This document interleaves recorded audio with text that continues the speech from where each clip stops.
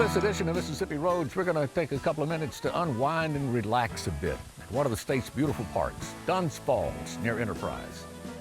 We'll hear from a man whose name you might not recognize, but whose music helped define the sound of an entire generation.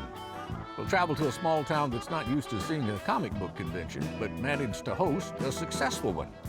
And we'll see how one farm is encouraging its customers to really get some hands-on involvement with their produce. Support for the arts segment of Mississippi Roads comes from the Mississippi Arts Commission, whose mission is to be a catalyst for the arts and creativity in Mississippi. Information available at www.arts.ms.gov. Mississippi Roads is made possible in part by the generous support of viewers like you. Thank you. Down Mississippi Road.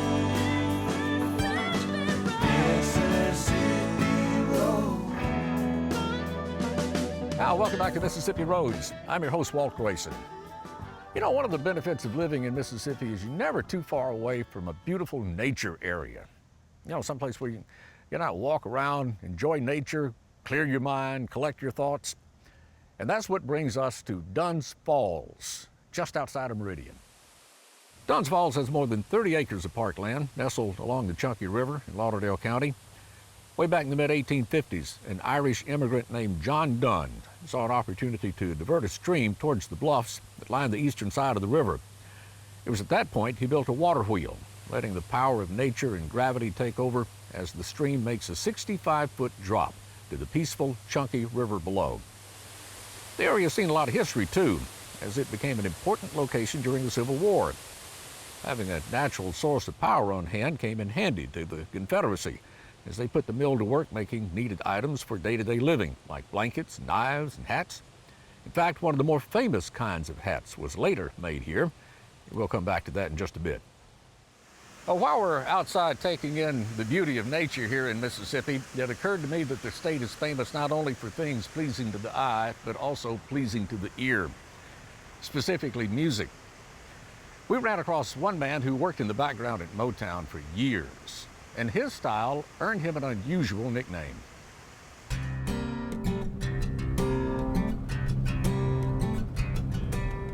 My auntie raised me from here. I got interested in music when her husband, he bought a guitar for the family, and we were a family. But when we, the older guys would get the guitar first, and they get up with it, and if one of those guys put it down, well, another guy older, he got to grab it, See, the younger didn't never get a chance. But the young Grenada, Mississippi native by the name of Eddie Willis would soon get his chance with the family guitar. I got this guitar and started messing around with it and got really interested, really interested.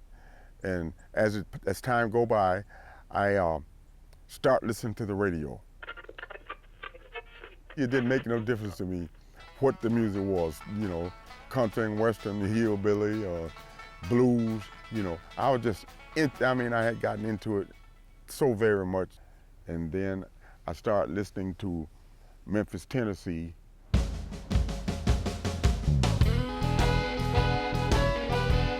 With these guys, BB and Albert and all the rest, they were playing this thing up in Memphis, WDIE. And I got hooked on that. So that was my thing of growing up here with with the music thing.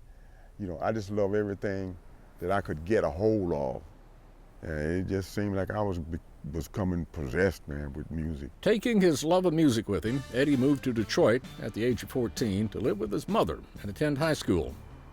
It was in his sophomore year that a classmate would introduce the young guitarist to his first band. One of the guys in the class said, I know some guys, they want a guitar to play with them. Well, I'm the man. I'm ready. I want to do it anyway. Eddie then focused all of his spare time rehearsing with his new band. And the practicing paid off. It wasn't long before the band was offered their first paying gig. We were asked to come join the carnival in Detroit. So we was working there a week. We made some money, man. We worked there a week. And so they wanted us to continue to come with them, And so I had to beg my old girl, as they say, my mother. I begged and begged, man, you know, no, you can't go, you're going to finish this class. And after lots of begging, Eddie finally convinced his mother to allow him to pursue his dream and tour the carnival circuit with his high school bandmates. During this tour, fellow band member Marv Johnson introduced Eddie to the man that would change the world, legendary producer and Motown founder Berry Gordy. I was pretty good by now. He asked me, you know, did I want to be on his next record, you know, that Berry was going to do, you know, and I said, well, you know, I want to do that, man. You know, I'm building like crazy around here.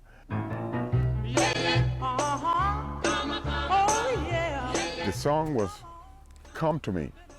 Marv wrote it. I played it very well. You know, I was surprised by myself. And that was the first song that I was on for as a recording. Although new to the studio, Eddie managed to nail the track in the first take. Berry was listening, and Marv was listening to make sure, is this cool, you know? Do we need another take, you know? And they listened, and they said, no, we don't need another take. And with that first take, history was made, and Eddie's life would forever be changed. In fact, his name would even change. Because of his unique guitar sound, he would soon be known as Eddie "Chank" Willis, original member of Motown studio band dubbed the Funk Brothers. Things got really heavy.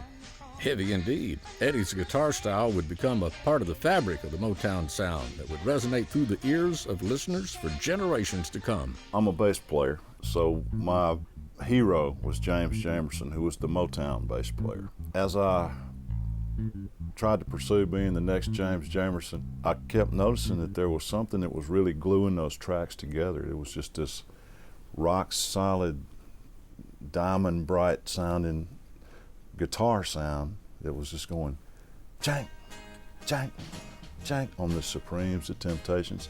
Every artist was at Motown. We played it, we did the music. While the name Chank Willis may not sound familiar, the almost countless number of recordings his work appears on is heard by millions all over the world. He's got to be one of the most influential guitarists in popular music.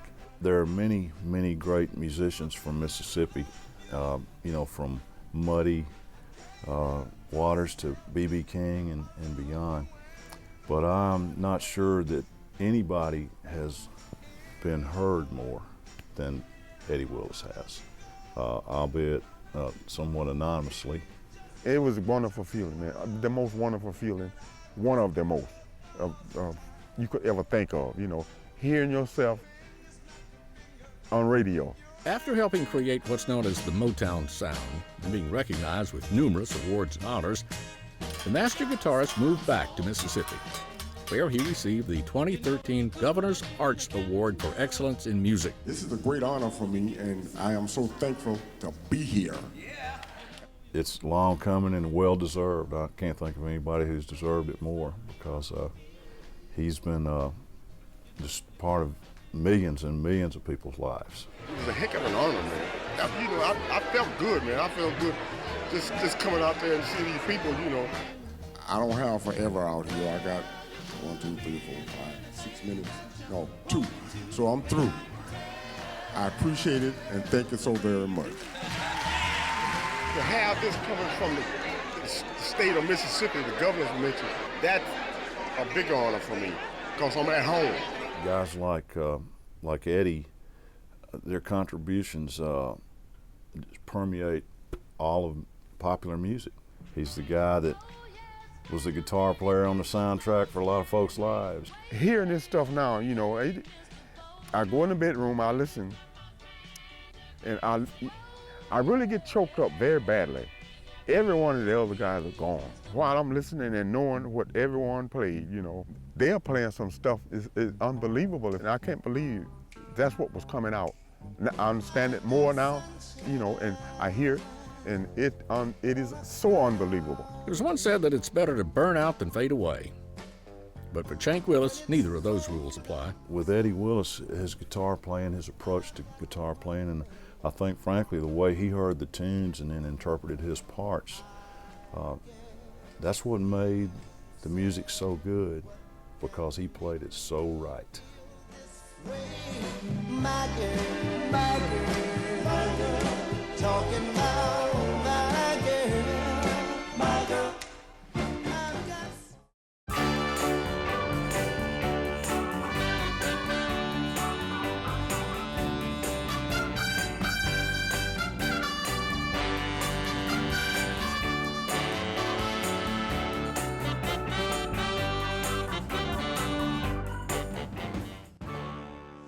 Visitors say one of the biggest attractions of Dunn's Falls is how truly peaceful it is here.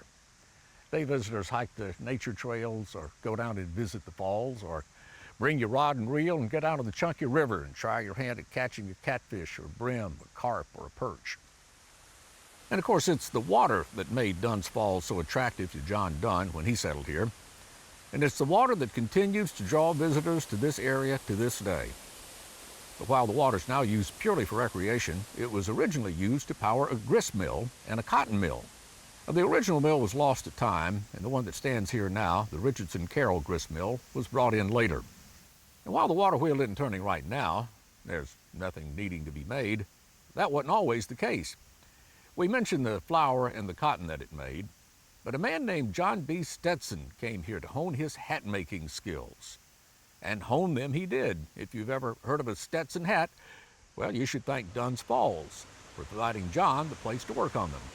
And seeing as how Dunn's Falls is a good bit away from the fast pace of city living, it's only fitting that we found an event called the Backwoods Comic Festival. Packs a big punch for a small town. And we went there and visited with some of the organizers and patrons.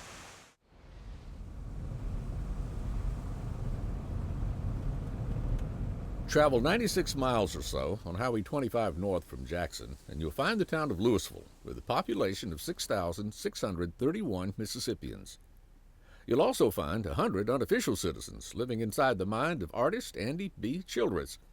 I got started as an artist when I was probably 1.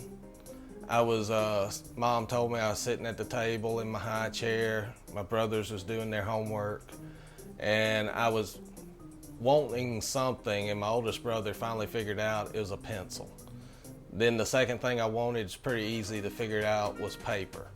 So I just took it and I just went to drawing, and Mom said I sat there at the table and drew for 3 days straight. By age 3, I was actually interested in comics, and I would imitate what I saw. A few years later, I realized words went with them. But I knew by 3 I was going to be a cartoonist. He was a talkative little runt after he was 10. He really didn't speak much because he had nothing to say, but he did draw a lot. He just doodling all the time. We thought we was going to have to beat him with the pencils, but Mama let him keep them, and he grew up into what you see now. It's kind of scary. I work more in black and white than I do color. Mainly because I'm colorblind with red and green, and that leads to some interesting times. Black and white strips is not hard to mess up. And if you look at the cover of my book with the Dawn of Time, you'll see the green grass, which luckily turned out green. You'll see the brown fur that the caveman's wearing and the brown fur on the monkey that also is green. I thought was brown. You know, it's more exciting for me. I used to stay away from paintings because of it. You know, it's a little challenging, but then as I got older, I realized I can just have fun with it. I paint it the way I see it and just let it go. And ideas are pretty easy to come by because I'm a freaking genius.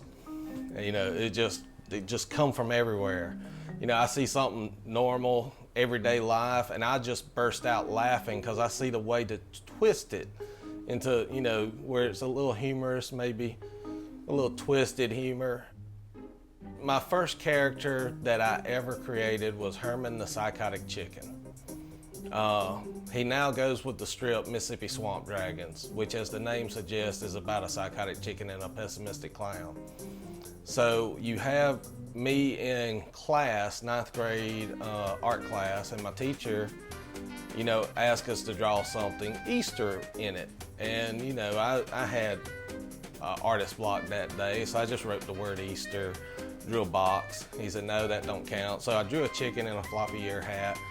And I said, here's the Easter Bunny. And he said, it looks like a chicken in a floppy ear hat. And I said, don't tell him, he thinks he's the Easter Bunny.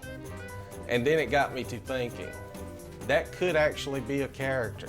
He gets into mischief more than any of my other characters and probably represents my personality if I had no safety barriers in my brain to say, hey, stop.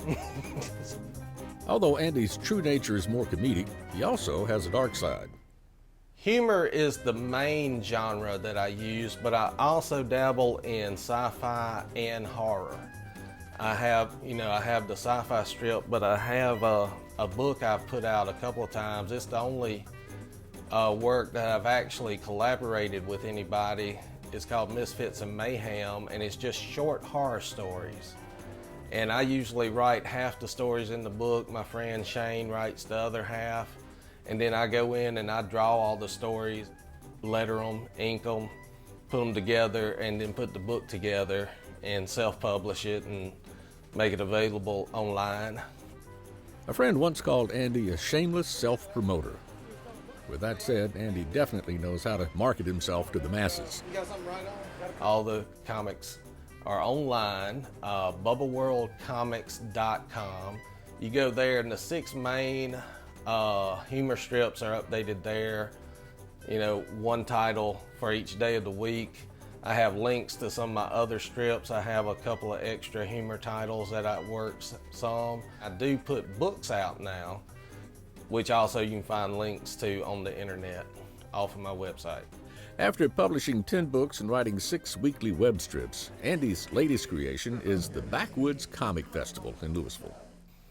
I wanted to have the Backwoods Comic Festival in Louisville just because this is the town I'm from.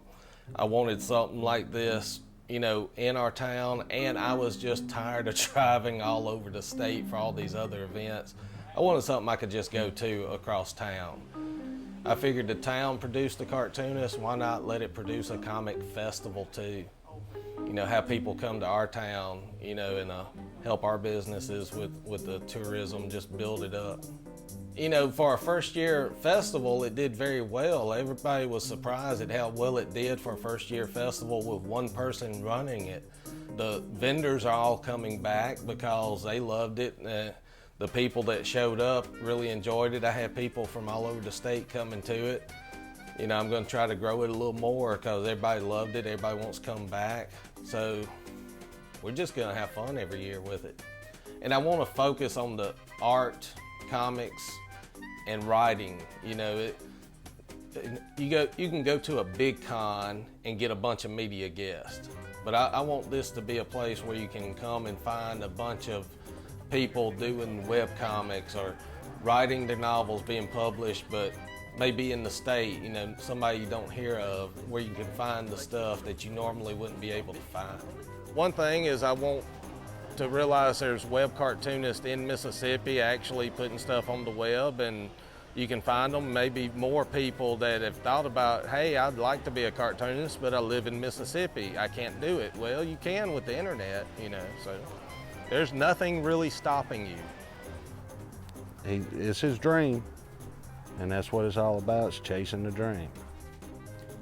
By being his own publisher, writer, and promoter, you can say Andy's a man of many personalities and talents.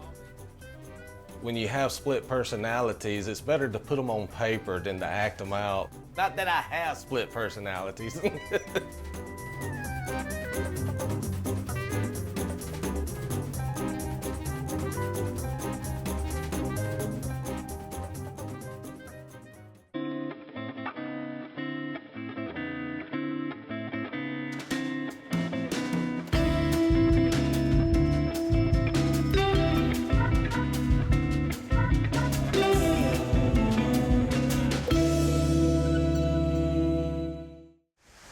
Dunn's Falls is a part of the Pat Harrison Waterway District.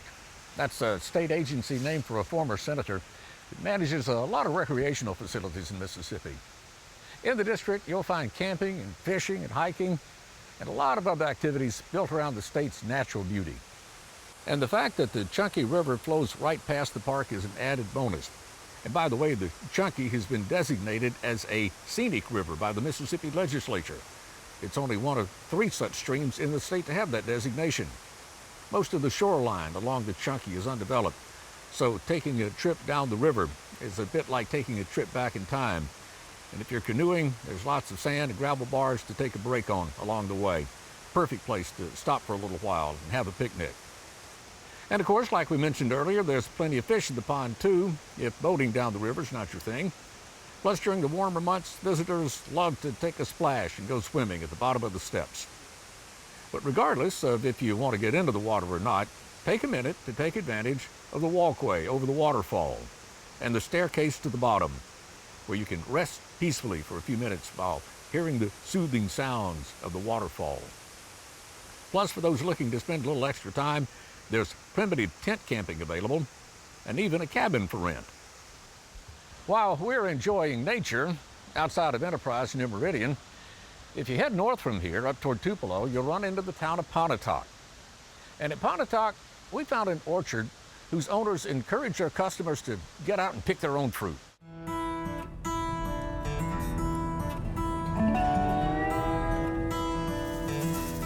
We've got about 59 acres here at Cherry Creek Orchard, and we've got peaches, apples, nectarines, plums, blackberries, we've got grapes, and we raise purple hull peas as well. I really wanted to do U-Pick out here because it just gives families something to go and do on the afternoon or on the weekend, so they can get out as family and enjoy being outdoors, and the kids can learn and see where their produce comes from. The kids love it. It's just amazing to me that they get so excited to see the apple or the peaches on the tree. And I guess really, if you think about it, maybe the only place they see that is at the grocery store. We give you buckets and we'll point you in the right direction. Mississippi grows an excellent peach. I don't think that there's a lot of knowledge of orchards in the state of Mississippi. And a lot of people just don't want to take the task. Most of them are used to growing their purple hull peas and the watermelons and cantaloupes and tomatoes. One reason why I think that there's not too many people that want to venture off into orchards, it's a lot of manual labor. It's a lot of hard work. These trees take a lot of tender loving and care to produce a good peach or a good apple. There's a lot of fertilizing, pruning, thinning. It's a long process. The secret to growing a good peach or a good apple is picking it when it's right. Picking it when you want to eat a peach that's got juice running down your chin. When you eat it, that's a good peach. A lot of people that come to our store, most of them are around 50 years of age and up. What we want to encourage is the younger generation of families to come out, pick their own peaches. The kids get general knowledge of what's going on, how things are grown.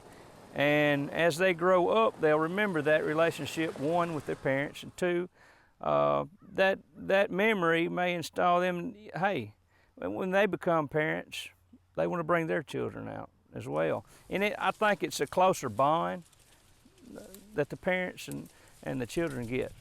Mine, but it's getting heavy. It's getting heavy. Yeah. We get caught up in this cycle of going to work, coming home, cooking, going to bed. The next day, going to work, coming home, cooking. And sometimes it's easy to forget that we need to spend more time with the children.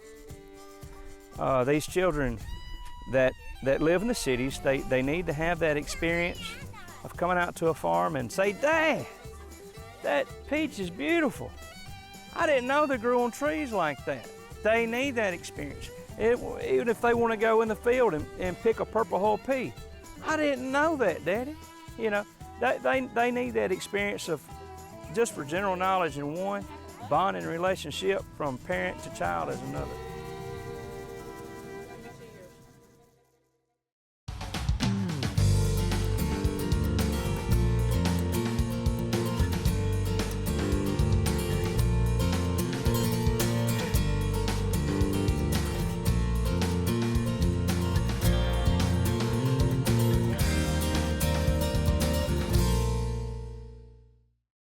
regrettably, that's all the time we have for this episode of Mississippi Roads. If you got any questions about anything you've seen, contact us at mpbonline.org/Mississippi Roads or join our Facebook page. We're going to leave you with some sights and sounds of Dunn's Falls in Lauderdale County. Till next time, I'm Walt Grayson. I'll be seeing you on Mississippi Roads.